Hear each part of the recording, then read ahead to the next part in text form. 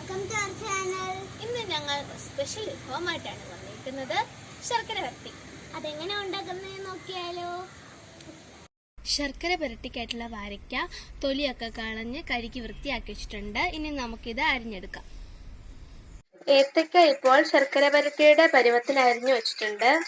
എണ്ണ ചൂടായതിനു ശേഷം അരിഞ്ഞു വെച്ചിരിക്കുന്ന ഏത്തയ്ക്ക അതിലേക്കിട്ട് വറുത്തെടുക്കാം.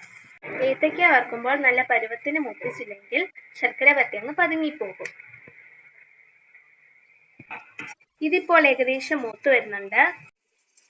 ഇതിപ്പോ നന്നായി മൂത്തിട്ടുണ്ട്. ഇനി നമുക്കിത് കോരിയെടുക്കാം. ശർക്കര പെരട്ടിക്ക് വേണ്ടിയുള്ള വാരയ്ക്ക ഇതുപോലെ നല്ല ക്രിസ്പി ആയിട്ട് നല്ലതായിട്ടിരിക്കണം. അരി കഴുകി വറുത്തതിന് ശേഷം ചുക്കും മിളകയും അതിൻ്റെ അകത്തിട്ട് ഇളക്കിയെടുക്കാം. ഇത് ചൂടാറിയതിന് ശേഷം നമുക്ക് പൊടിച്ചെടുക്കാം. ഇനി നമുക്ക് ശർക്കര പാനി തിളപ്പിച്ച് ഒരു നൂൽ പരുവത്തിലാക്കിയെടുക്കാം. ഇതിപ്പോൾ നൂൽ പരുവമായി വരുന്നുണ്ട്. ഇനി നമുക്കതിലേക്ക് വറുത്ത് വെച്ചിരിക്കുന്ന ഏത്തക്കയും ചേർത്ത് ഇളക്കിയെടുക്കാം.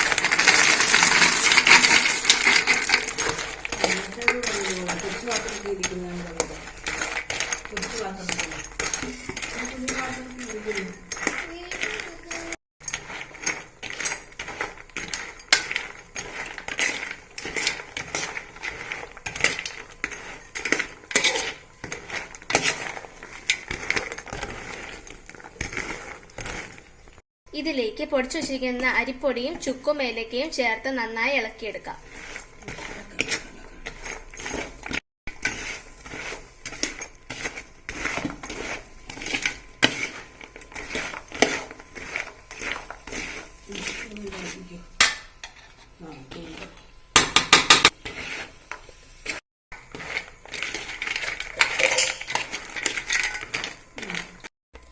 സ്വാദിഷ്ടമായിട്ടുള്ള ചക്കര പെരട്ടി ഇതാ റെഡി ആയിട്ടുണ്ട്. Thank you for watching our channel. Take care. By.